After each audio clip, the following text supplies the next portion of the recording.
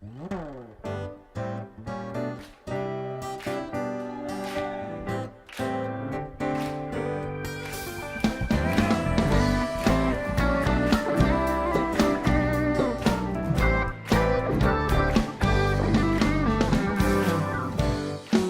걷는 길에 주의 사랑을 함께 하시네. 우리겐 두려움 없네. 주가 모든 걸 다 이루셨네. 우리 걷는 길에 주의 사랑을 함께 하시네. 아멘. 우리겐 두려움 없네. 주가 모든 걸 다 이루셨네. 그에게 우리의 뭐든지 다 맡겨드리고 함께 즐거운 노래로 다 찬양 드리세. 아멘. 주 찬양 내 삶의 이유 모든 걸음을 인도하시네. 우리 함께 이 길을 걸으며 주의 이름 높이는 주의 자녀가 되리. 나의 모든 삶 주의 기쁨 되리.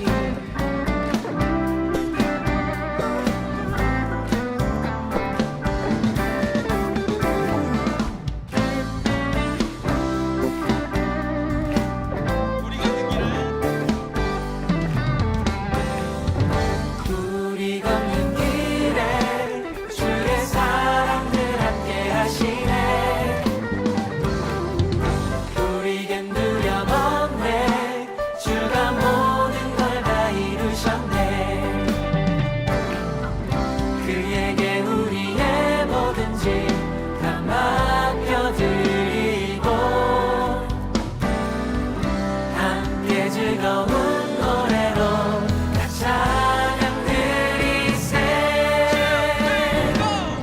주 찬양 내 삶의 이유 모든 걸음을 인도하시네.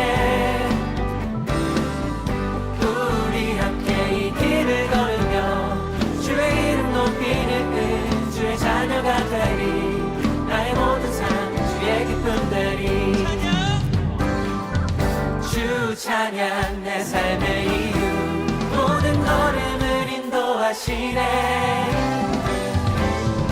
우리 함께 이 길을 걸으며 주의 이름 높이는 주의 자녀가 되리. 나의 모든 삶 주의 기쁨 되리. 주 찬양 내 삶의 이유 모든 걸음을 인도하시네. 우리 함께 이 길을 걸으며 주의 이름 높이는 주의 자녀가 되리. 나의 모든 삶 주의 기쁨 되리. 나의 모든 삶 주의 기쁨 되리. 나의 모든 삶 주의 기쁨 되리.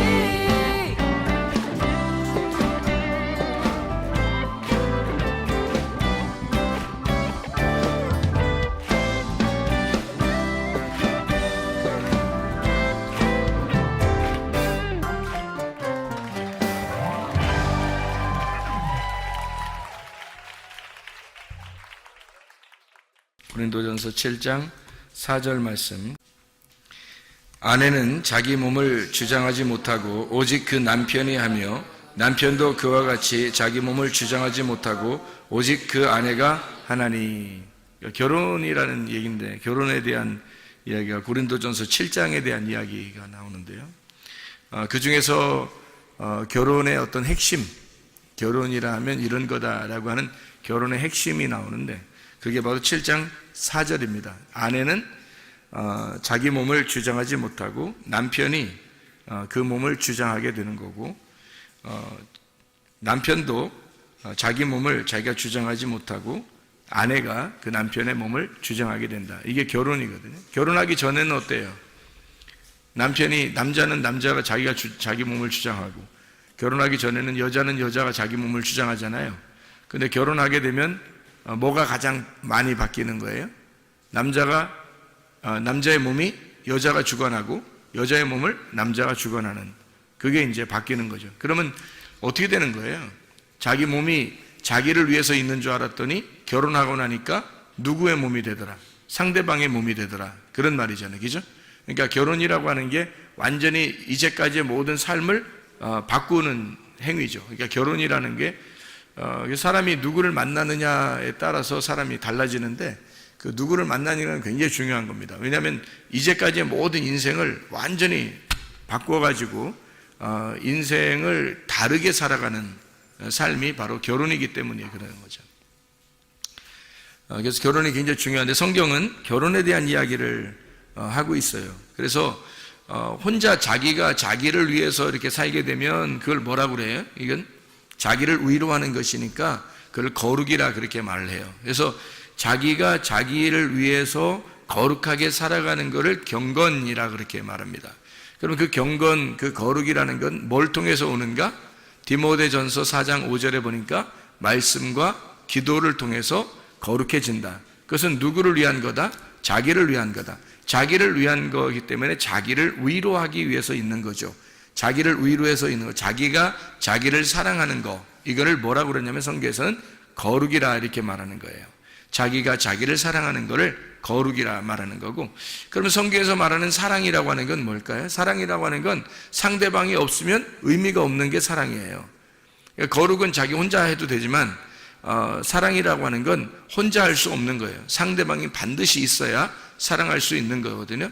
그래서 너희가 하나님을 정말로 사랑하라, 하나님을 몸과 마음을 다하여 정성을 다하여 하나님을 사랑하라. 그게 뭐예요? 이게 그렇게 사랑하라는 게 뭐 할 때 그 사랑하라는 거예요? 예배할 때 사랑하라는 거예요. 예배. 그러니까 자 봐봐. 너희의 몸과 마음과 정성을 다해서 뭐 어떻게 하라고? 사랑하라고. 그 사랑한다는 거, 그거 어떻게, 뭐 할 때 그 말을 쓰는 거예요? 예배할 때 그 말 쓰는 거지. 그러니까 네 몸과 마음을 다해서 정성을 다하여 네 영과 혼과 몸이 합해서서 하나님 앞에 예배해라. 그것은 사랑하라는 말이죠. 그게. 그러니까 혼자 거룩한 척하는 것은 예배가 아니란 말이에요.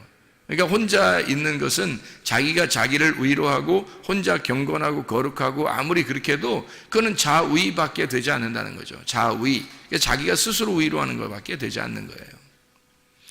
그러면 자기한테는 만족이 있고 자기한테는 기쁨이 있겠지만 전혀 다른, 이 몸에 원래 하나님이 만드신 목적이 있을 거 아니에요. 그래서 자위가 안 된다는 말은 이게 자기 몸을, 하나님께서 몸을 만드신 목적은 상대방을 위해서란 말이에요. 그러니까 성경에서의 창세기부터 요한계시록까지의 모든 가르침은 다 어떤 의미라겠어요? 부부에 대한 이야기잖아요. 그죠? 그러니까 창세기에 천지 창조를 하고 난 다음에 남자와 여자를 만드신 이유가 둘이 부부가 되기 위해서예요. 그리고 요한계시록에서는 결국에 새 예루살렘이라는 신부가 신랑 대신 예수님을 만나는 장면을 이야기하려고 성경을 쓴 것이니까 결혼이라는 것만큼 거룩한 것은 없는 거죠. 결혼이라는 것만큼 사랑이라는 건 없는 거예요. 성경에서. 그래서 하나님의 속성을 두 가지로 표현한다면 거룩과 사랑이다. 이 두 가지 속성을 가장 잘 나타낼 수 있는 게 바로 뭐냐면 스스로 자기를 거룩하게 하느냐, 아니면 남을 위해서 살아가는 사랑이냐, 이거죠. 그러니까 스스로 자기가 위로하는 자위, 이건 안 된다는 얘기고, 사랑, 다른 사람을 위해서 존재하는 나, 이런 사랑은 필요한 거라는 거죠. 그러니까 사랑을 위해서 내 자신을 거룩하게 준비하는 거거든요. 자, 성경에서 음녀는 예수님의 신부가 될 수 있어요, 없어요? 없죠. 음녀는 예수님의 신부가 될 수가 없어요. 그러니까 거룩한 신부만 예수님의 신부가 될 수가 있거든요. 거룩한 준비를 하는 이유는 뭐예요? 신랑 대신 예수님을 만나기 위해서라는 거죠. 그럼 만나면 어떻게 돼요? 만나면 서로가 자기 게 아니라는 거죠. 자기의 거룩은 자기 게 아니라는 거예요. 그죠?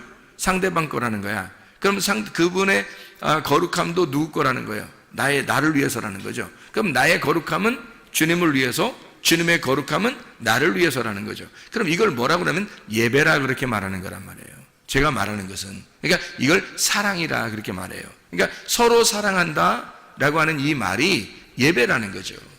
그러니까 예배라고 하는 건 서로 교통하는 것이고 서로 사랑하는 것이다. 서로 만나는 거다. 성경에서는 예수님을 아는 것이 영생이라고 그랬잖아요. 그럼 그 아는 것이 뭐라고요? 히브리 말로 야다라고 그랬죠. 그 야다라고 하는 건 어떤 의미를 가지고 있다고요?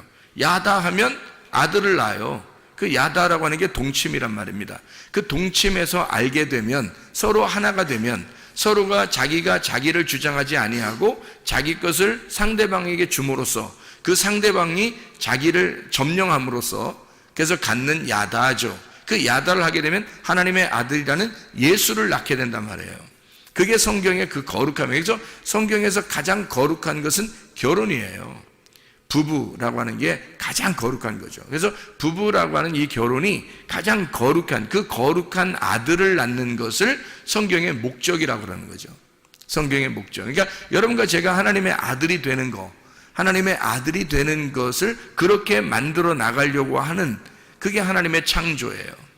우리를 창조하신 목적, 그것은 우리를 하나님의 아들 삼아서 하나님의 아들로 만들어 나가는 거란 말이죠. 자, 뭐예요? 그러니까 그리스도와 교회가 서로 만나서 하나님의 아들이 만들어지는 거죠. 그리스도의 교회가 하나님의 그 그리스도의 몸이에요. 그러면 그리스도의 교회하고 신랑 되신 예수님하고 만나면 어떻게 돼요? 우리가 그 안에서 태어나는 거죠. 우리가 하나님의 아들로, 그 거룩한 하나님의 아들로 태어난단 말이에요. 그 신부라는 교회에서. 이해가 되겠어요? 그 신부인 교회가 어머니가 되는 거죠. 그래서 하나님의 아들이 태어나는 거니까. 그러니까 여러분과 저는 교회라고 하는 어머니를 통해서 그 어머니의 자궁에서 나온 하나님의 아들이 되는 거라는 거죠. 그러니까 교회가 얼마나 중요한 것이냐 하는 얘기입니다. 성경에서 그리스도와 교회를 빼놓고서는 성경이 이루어지질 못하죠. 신랑과 신부를 빼놓고서는 성경이 이루어지지 못하는 겁니다.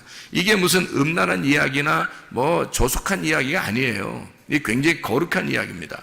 하나님 안에서 이것만큼 거룩한 이야기가 어디 있어요? 자기가 자기를 주장하지 못하고, 자기가 자기의 거룩을 위해 살지 아니하고, 자기가 자기를 위로하려고 살지 아니하고, 자기가 자기의 기쁨을 위하여 살지 아니하고, 상대방의 기쁨을 위하여 상대방에게 나를 포기하고 주는 행동이잖아요. 그런 행동, 그러니까 그걸 성경에서는 결혼이라고 그러는 거죠. 그래서 사랑은 가장 고귀한 거고 고결한 것이다. 사랑만큼 순결한 것은 없다는 것입니다. 그래서 사랑과 이 정욕이라는 음욕하고는 차이점이 뭐라 그랬어요?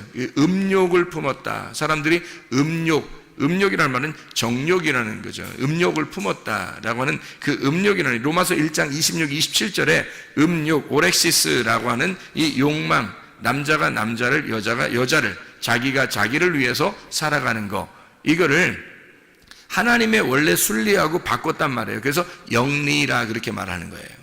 하나님의 순리는 하나님의 계획, 하나님의 울타리 속에서 하나님이 정하신 그 울타리 안에, 하나님의 계획 안에서 혼이 생각을 가지고 행동하는 걸 말하는 거예요. 그걸 순리라 그렇게 말하는 거고요.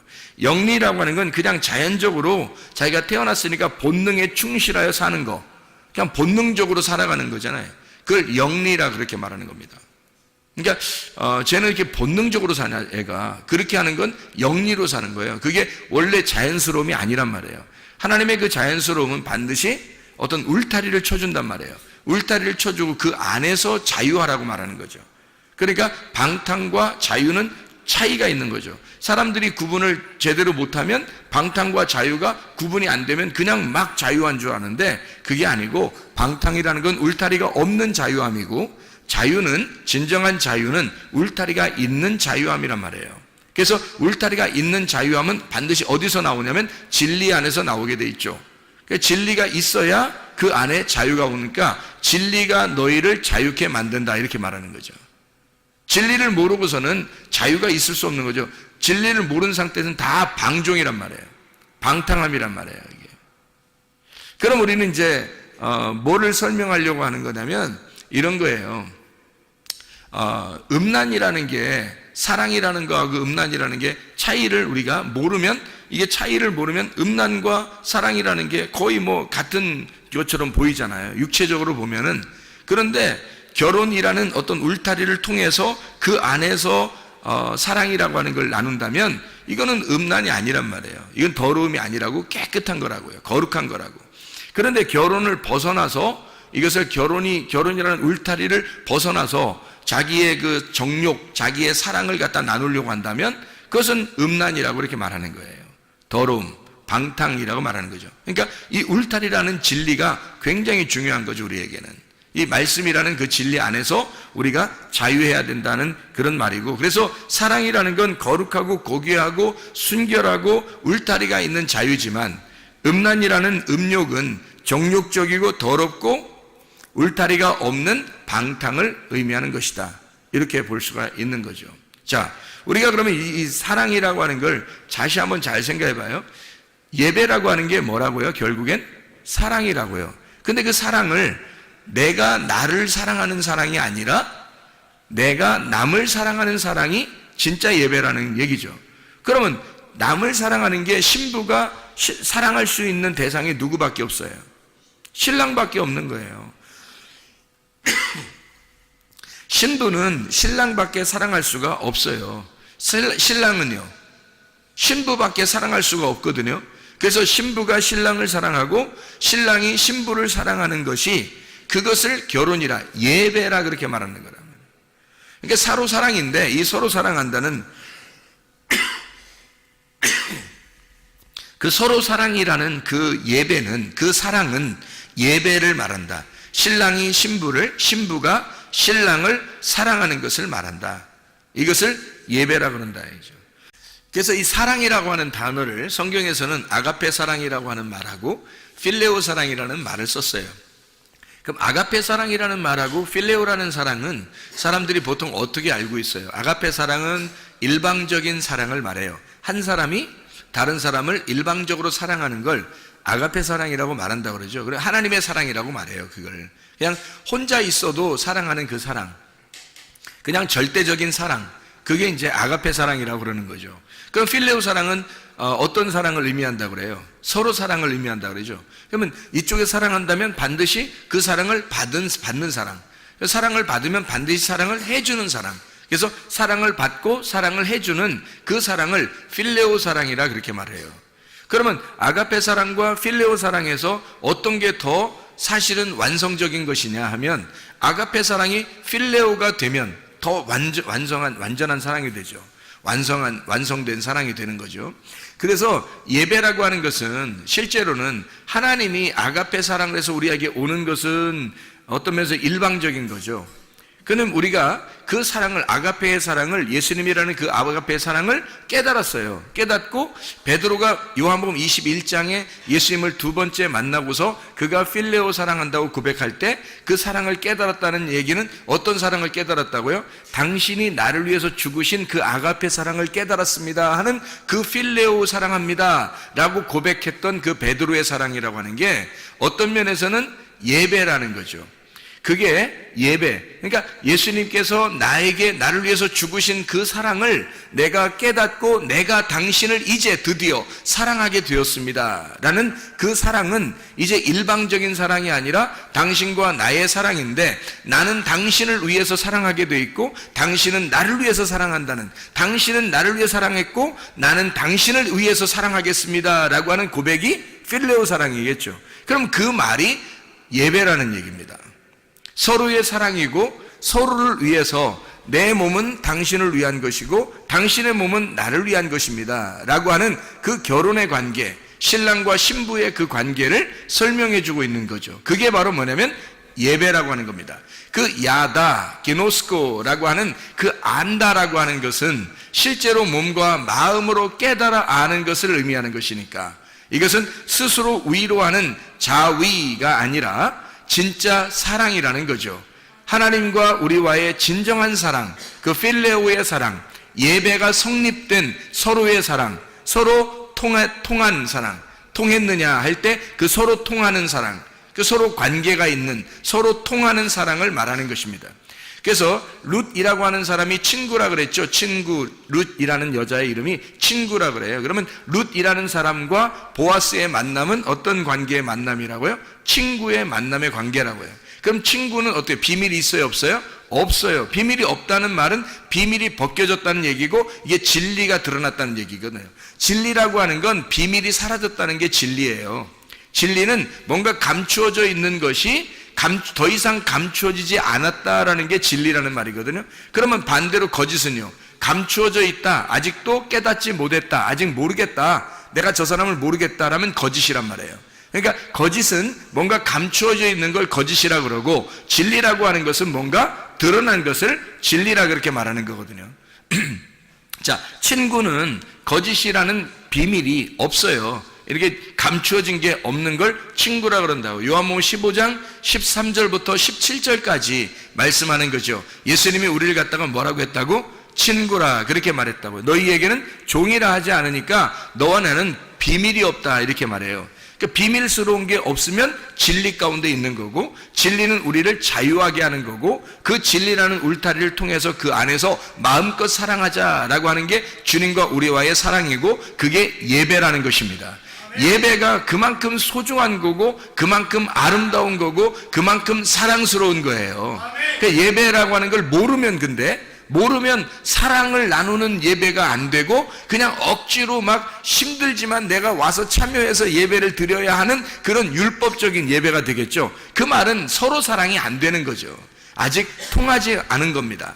아직 예수님의 그 마음과 통하지 않은 거예요. 하나님의 마음을 모르고 그냥 일방적으로 예배를 드리는 거죠.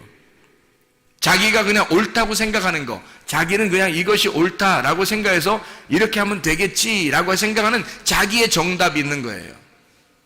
마태복음 5장에 보면 그런 말씀이 있죠. 5장 29절 30절의 말씀에 보면 오른 눈을 빼고 또 오른 손을 찍어내버려라 그런 말이 있어요. 그리고 천국에 들어가는 게 더 낫다 그런 말이 있거든요. 그 옳은이라는 게 뭐예요? 옳은이라는 게 옳다는 말이거든요.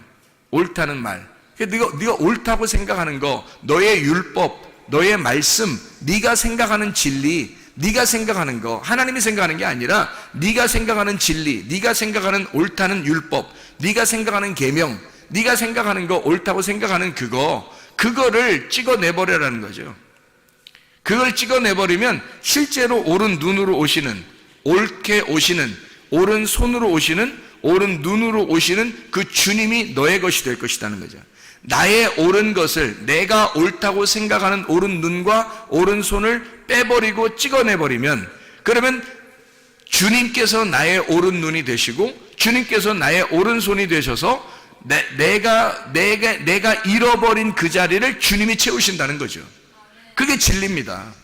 그러니까 내가 가지고 있는 것들을 뽑아버리는 거, 내가 가지고 있는 진리의 눈, 이거를 뽑아버려. 내가 생각하는 그 진리의 손을 찍어버려. 그러면 주님께서 원하시는 주님이라는 진리의 눈, 주님이라는 진리의 손이 나를 그 진리의 눈과 진리의 손을, 옳은 눈과 옳은 손을 갖게 된다는 거죠. 그러면 이게 어떤 얘기할 때 이게 나온 거예요? 이게 어떤 얘기할 때? 마태복음 5장 29절 30절 말씀에 뭔 얘기하다가 이런 얘기했어요? 간음한 거 하지 말라고 할 때 이런 얘기하거든요. 간음하지 말라 할 때 이 얘기하는 거예요.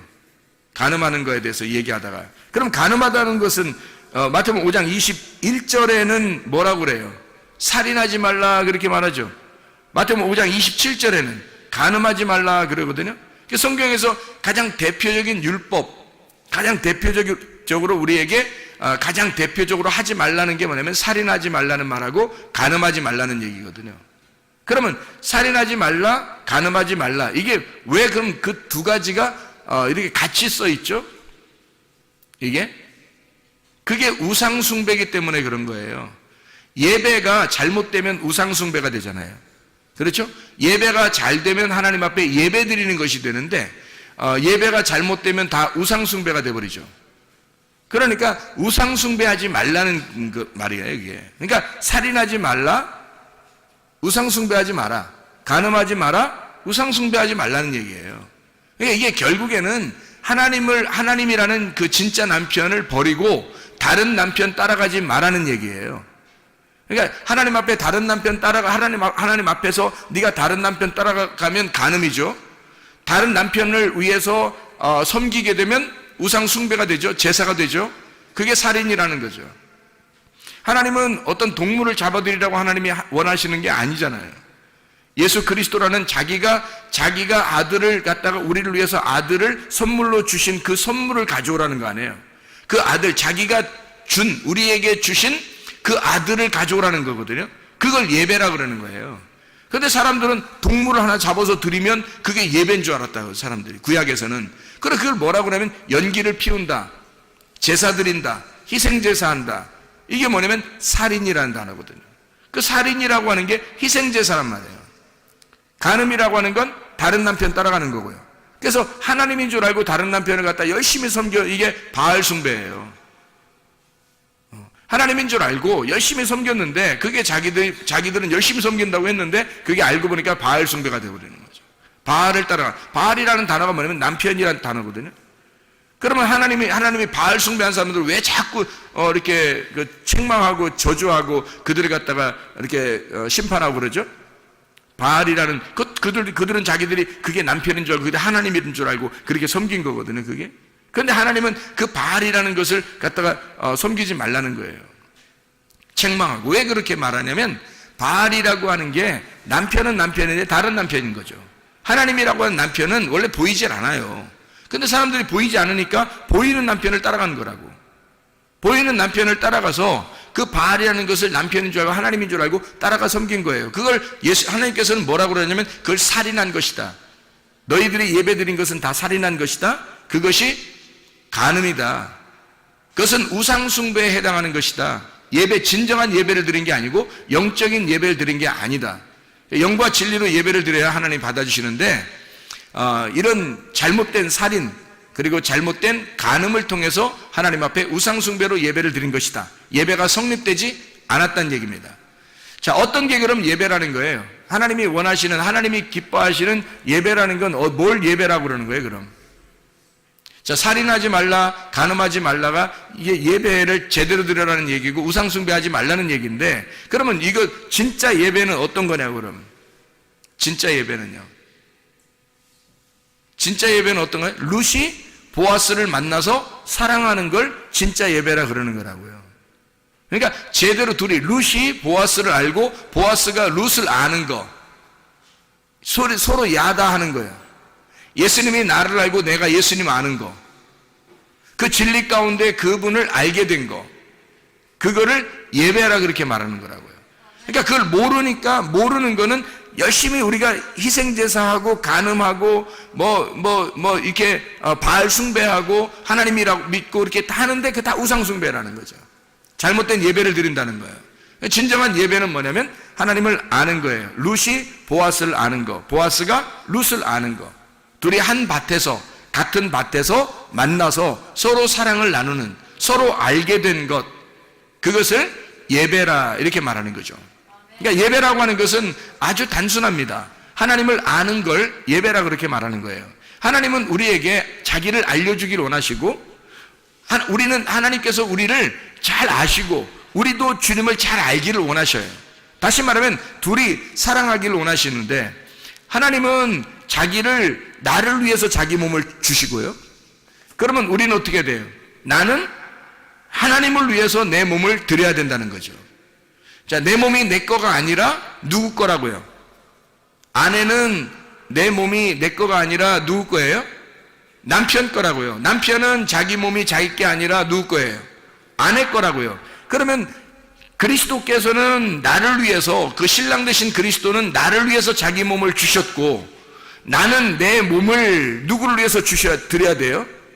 예, 그리스도를 위해서, 신랑 되신 그리스도를 위해서 내 몸을 드려야 된단 말이에요. 이거를 내 몸은 내가 주장하지 못하고 그리스도께서도 그리스도의 몸을 자기가 주장하지 못하는 거예요. 그리스도는 자기의 몸을 우리를 위해서 주시고 우리의 몸은 우리가 그리스도를 위해서 드려서 이 둘이, 나는 주님을 위하여 주님은 나를 위하여 서로 사랑하는, 서로 자기 거를 드리는, 상대방에게 내 거를 드리는, 나의 소중한 것을 드림으로써 그분의 몸이 내 거가 되고 나의 몸이 그분의 것이 되는, 내 소중한 것을 포기하고 그분의 소중한 것을 받는, 그게 서로 사랑이라는 예배라는 거죠. 그게 거룩입니다. 이게 진짜 결혼이라고 하는 거고요.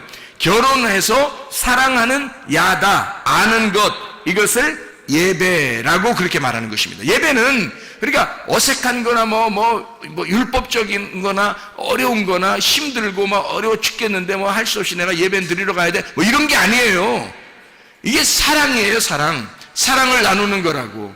하나님의 말씀 안에서 그 말씀을 서로 먹는 시간, 주님에게 내 몸을 드리는 시간, 주님의 몸을 내가 받는 시간이란 말이에요. 서로 동침하는 시간이라고. 그게 서로 하나가 되는, 결혼하는, 서로가 자기의 몸을 자기가 주장하지 못하고 상대방이 주장하게 하는 그 시간이란 말이에요. 가장 아름다운 시간이겠죠. 가장 사랑스러운 시간이겠죠. 그게 예배라고요. 그게 성경에서 말하는 예배의 정확한 표현이라고요. 제가 알기로는 이게 성경에서의 예배의 가장 정확한 표현인 것 같아요. 고린도전서 7장 3절부터 9절까지의 말씀입니다. 그래서 얘기해요. 서로 사랑하는, 자기가 자기를 사랑하는 게 아니라 상대방을 위하여 자기를 드리는 사랑, 이게 진정한 사랑이다 라고 하는 것을 우리에게 말하고 있는 거죠. 고린도전서 10장 1절부터 22절까지의 말씀을 여러분 이렇게 보면요, 고린도전서 10장 1절부터 22절까지의 말씀에 보면 거기에 홍해 바다를 건너는 침례가 나오고요, 영적 음식, 신령한 음식을 먹는다는 말이 나오고, 영적 음료, 신령한 음료를 먹는다는 말이 나와요. 이게 다 뭐냐면 성경에서 여기 고린도전서 10장에 1절부터 22절까지의 말씀은 다 같이 우상을 얘기하는 겁니다. 너희가 신령한 음식을 먹고 신령한 음료를 마시고 그리고 이 침례를 너희가 받았다 할지라도 그것은 다 무슨 행위냐면 외적인 우상 숭배라는 겁니다. 그거는 형상이라는 거죠. 우상이라는 겁니다. 형상. 그건 하나의 그림자예요.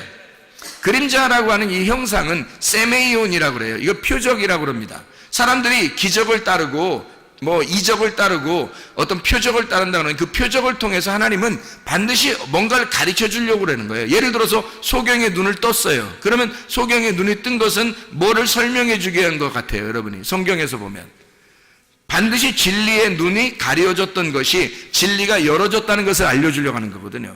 그러니까 율법의 눈이 너희가 가려져 있어. 그래서 너희가 껍데기만 보고 있는데 이 껍질이 벗겨져 눈이 열려져. 사도 바울이 사울이었을 때 그가 눈이 가려져 있었는데 예수를 만나니까 눈꺼풀이 벗겨지는 것처럼 이렇게 진리의 눈이 열려지는 거, 이게 소경의 눈을 띄워주고 하시는 주님의 마음입니다. 그 말씀이거든요. 이것은 그러니까 소경을 눈을 뜨게 한다는 건 뭐예요? 그거는 진짜 진리를 보게 하는 거예요? 아니면 그거를 알려주는, 이런 것이 있다고 알려주는 세메이온, 어떤 표적이에요. 표적이라고요. 그래서 기적을, 예수님이 가는 곳마다 기적을 일으키고 표적을 일으킨 이유는 바로 그걸 통해서 진리의 말씀을 설명하고자 한 것이었습니다. 근데 사람들은 그 표적을 따라요. 그 세메이온을 따라간다고요. 그게 바로 뭐냐면 손가락과 같은 거거든요. 세메이온이라는 건 손가락과 같은 거예요. 꽃을 이렇게 지시할 때, 이게 지적할 때 내가 손가락으로 이게 꽃을 이렇게 지적하잖아요. 그러면 이 손가락을 사람들이 쳐다보면 되겠어요? 손가락이 지시하는 꽃을 쳐다봐야 되겠죠. 꽃을 쳐다봐야 되는데 손가락을 보고 있다고 사람들이. 자, 태양이 있는 것은 손가락과 같은 거거든요. 태양이 있는 것은 빛이 있다는 걸 알려주려고 그러는데 태양만 사람들이 아주 좋아한단 말이에요. 그러면 태양 숭배가 되는 거예요.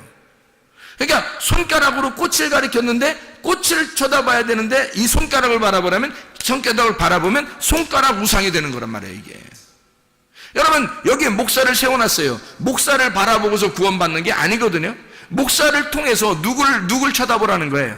이 손가락이라는 목사를 통해서 누구를 바라보라고요? 실체이신 예수님을 만나라고 그러는 거거든요. 예수님을 쳐다보라고 중간에 손가락을 둔 거예요. 손가락으로 가리키는 거거든. 그게 손가락 같은 게 그림자 세메이온이에요. 저도 여러분 앞에 서 있는 표적이라고요. 이게 그러니까 표적을 따라가거나 표적을 믿거나 하는 게 아니라고요. 표적을 통해서 반드시 실체를 만나야 된다고요. 태양을 통해서 빛을 만나야 되는 것처럼 세메이온이라고 하는 이 그림자, 다시 말하면 광야에서 사람들이 신령한 음료를 마셨어요. 침례를 받았어요. 홍해 바다를 건넜어요. 그리고 막 40년 동안이나 계속 내려오는 만나를 먹었어요. 그리고 신령한 음료를 또 막 마셨어요. 그렇게 하면서도 그들은 광야에서 다 죽었어요. 왜? 성경에서는 고린도전서 10장의 1절부터 4절에 계속 1절부터 22절까지의 설명에서 왜 그런 이야기를 하나요? 이 표적을 통해서 그들이 표적을 맛보았지만 그러나 광야에서 다 죽었다.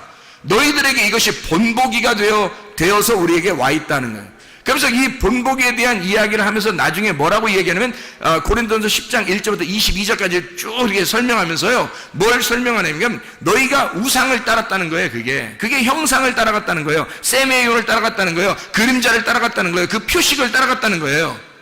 그렇게 하는 것 자체가 주의 만찬도 마찬가지라는 겁니다. 주의 만찬도 떡과 포도주를 먹으면서 이게 무슨 예수님의 살이요 예수님의 피다 그러면서 그걸 갖다 먹고 마시면서 그렇게 먹고 마셨으니까 나는 주님과 함께 있겠지라고 하는 그렇게 생각하는 사람들도 있다는 거죠. 그게 아니라는 겁니다. 다시 말하면 그것도 역시 손가락에 불과하다. 그것도 태양에 불과하다. 그거 역시도 우상에 불과하다는 겁니다. 자, 생각해 보세요. 빛이신 그리스도를, 그 실체를 알아야, 그 실체를 만나야 그 목적을 가지고 성경을 써놨는데 이 성경책이 거룩한 줄 알고 성경책만 바라보고 살면 되겠느냐 이거죠. 안 됩니다. 성경책이 우리에게 있는 것은 무엇을 가리켜서 그 가리키는 손가락을 보고 살게 하는 것이 아니라 이걸 통해서 실제로 이 안내문, 여기 있는 제품 설명서죠. 이게 이 성경책이 제품 설명서와 같은 거예요. 근데 그 제품을 갖다 사용해야지 설명서만 쳐다보고 살면 되겠습니까? 말이 안 되죠. 이게 설명서라고요. 하나님을 만나서 어떻게 살아야 되는지에 대한 설명서란 말이에요. 그러니까 하나님 만나는 게 훨씬 더 중요한 거죠. 그게 실체지. 우리는 어떤 우상을 숭배하는 그런 예배를 드리는 사람들이 얼마나 많은가. 실제로 주님 만나는 것이 아니라 주님과 사랑을 나눠야 되는데 주님과 사랑을 나누려고 하는 게 아니라 뭔가 이상하다 이 말이에요. 뭔가 다른 걸 자꾸 표적을 따르고 기적을 따르고 손가락만 쳐다보고 앉아있다는 거죠. 그게 이상하다는 거죠. 진짜를 못 만났다는 거죠. 자, 생각해 보세요. 하나님이 어떤 형상을 가지고 있어요? 안 가지고 있어요? 안 가지고 있어요. 하나님의 형상이 없단 말이에요. 하나님은 영이고 진리이기 때문에 형상이 없어요. 하나님의 모양이 없으니까, 그런 형상이 없으니까 누가 내려왔어요? 하나님이라는 분을 있다고 알려주려고 누가 내려왔어요? 예수님이 내려왔다고요. 예수님이 내려왔는데 예수님은 누구의 형상이에요? 하나님의 형상이라고. 하나님의 형상이 예수님이라고요. 그러니까 이 형상은 때려 부셔야 돼, 안 부셔야 돼? 때려 부셔야 되죠. 그래서 예수님이 십자가 못 박혀 죽는 거예요. 자기 형상은 깨져야 되니까. 형상은 깨지고 누구를 설명하는 거예요? 하나님이라는 영, 보이지 않는 하나님이라는 영을 설명하는 거예요. 그리스도가 이 땅에 오신 것은 하나님 아버지를 설명하려고 오신 형상이란 말입니다. 우리는 그리스도가 부활하셨죠. 근데 그 부활하신 그리스도의 형상이 누구냐면 우리란 말이에요. 그러니까 우리를 통해서 누가 드러나야 되겠어요? 그리스도가 드러나야 되는 거죠.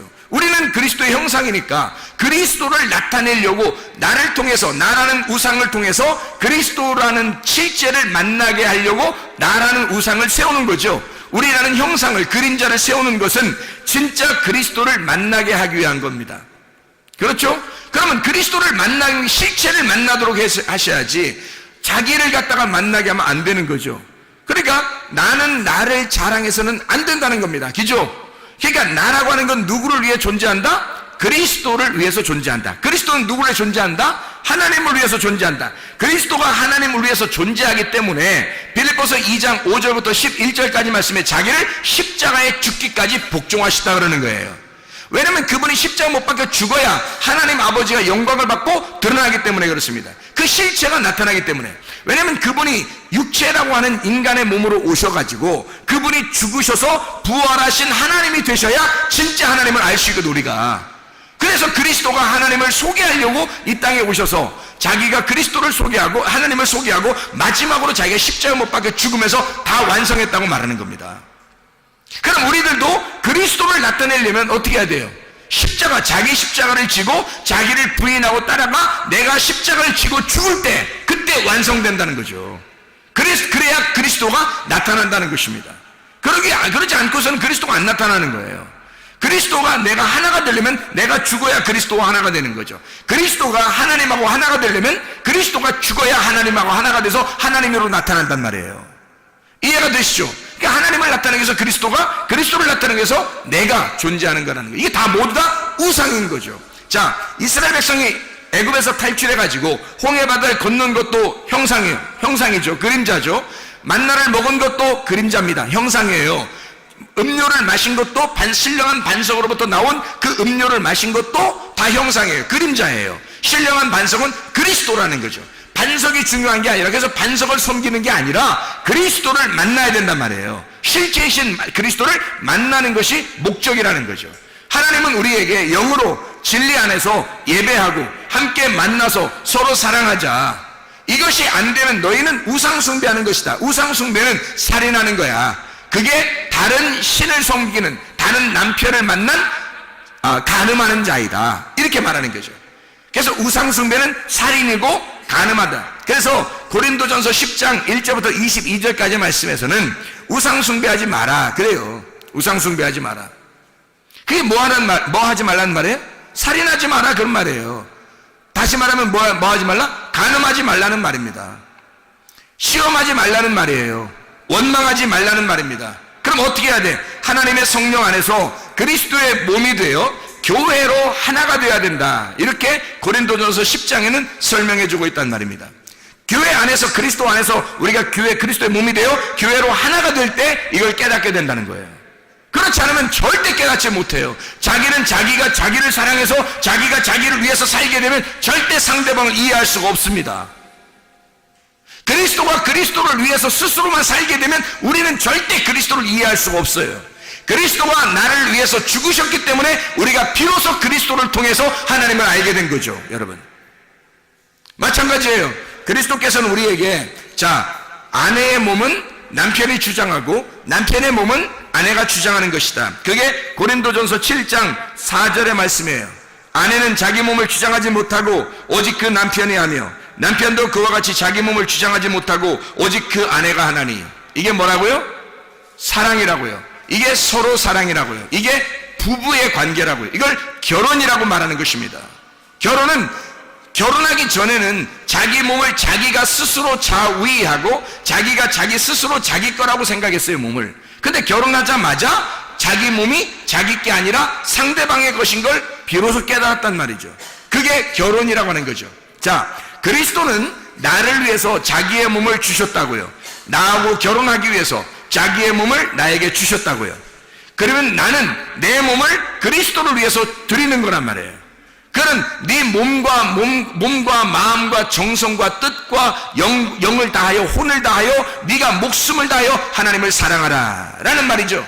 그러면 네 모든 것을 다 드려서 예배하라 그런 말이잖아요. 진정으로 예배하려면 그렇게 하나님 앞에 자기의 몸을 다 드려서 하나님 앞에 예배하라. 하나님은 나에게 자기를 다 드려서, 나를 위해서 자기 몸을 다 드려서 예배했다고요.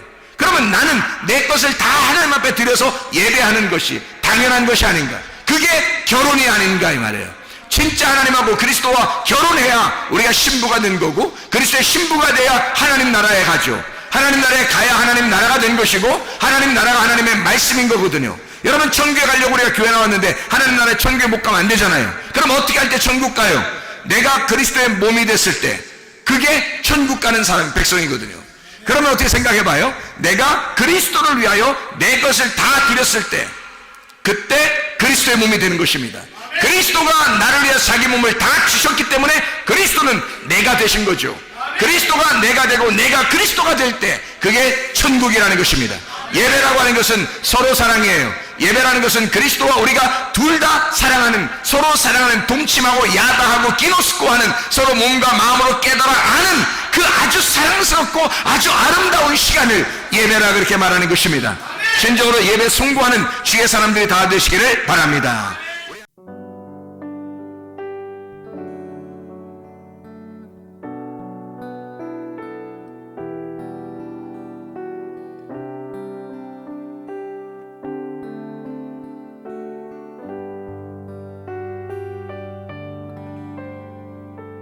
나의 사랑 나의 생명 나의